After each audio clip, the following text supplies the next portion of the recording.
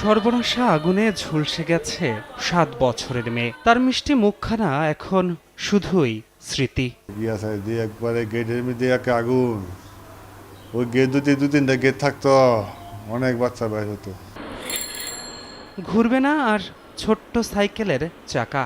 মাইলস্টোনে ৩য় শ্রেণী পড়ুয়া আনিকার হোমওয়ার্কের খাতায় আর বদলাবে না তারিখ। বড় বোনের শাসন সে তো অনেক দূরের কথা। আমি মাত্র পরীক্ষা দিয়ে ঘরে আসছি, তখনই বিমানটা পড়ছে। পরে আমি দৌড়ে গেছি, আমার বোন ছিল ক্লাসে, আমাকে ঢুকতে দেয়নি। পরে আমি রাস্তায় বসে কাঁদছি। একদিনের ব্যবধানে নেই একই পরিবারের ৩ সদস্য। ৩য় শ্রেণীর বাপ্পিও পাড়ি জমিয়েছে না ফেরার দেশে। পুরা পৃথিবী যদি না, এমন আরো 10টা পৃথিবী যদি আমাদের ক্ষতিপূরণ হিসেবে দেওয়া হয়, তাও এটার ক্ষতিপূরণ হবে না। স্কুল ক্যাম্পাসের এপাশ থেকে ওপাশে ছুটে ভয়াবহ সেই বর্ণনা দিচ্ছিল ৪র্থ শ্রেণীর শাফিন। কিভাবে তার শ্রেণীকক্ষ কয়েক মিনিটের ব্যবধানেই হয়ে উঠেছিল মৃত্যুপুরী। ছুটির পরে আমি খালি বের হই, আর একটা বন্ধু বের হয় আমার।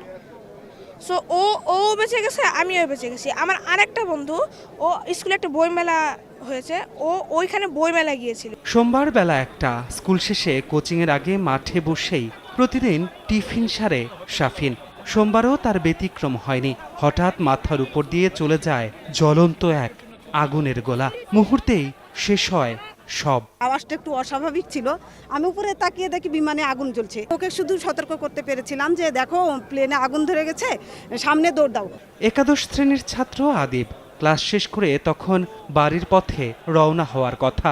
তবে হঠাৎ বিস্ফোরণে ছোট প্রাণীর আকুতিতে ছুটে গিয়েছিল সেও। নিজ হাতে অগ্নিগোলক থেকে বের করেছেন আগুনে ঝলসে যাওয়া দেহ। ওনারা আগুন নিভাচ্ছিল আর দরজার মধ্যে পানি ঢালতেছিল, আমরা দরজা ভেঙে ভেঙে ঢুকতেছিলাম। একটা বাচ্চাও কাঁদতেছিল না, সব শকের মধ্যে ছিল।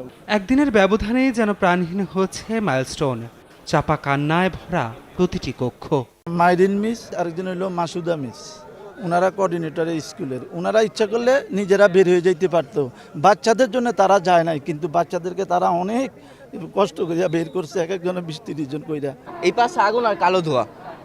আমি তো যখন শুনছি যে আমার কলেজে প্লেন পড়ছে, কোনোভাবে বিশ্বাস করতে পারতেছি না। জায়গা সংকটের কারণে স্টুডেন্টরা বের হতে পারেনি। এই দুর্ঘটনার সুষ্ঠু তদন্তের দাবি শিক্ষার্থী, শিক্ষক, অভিভাবক সবার।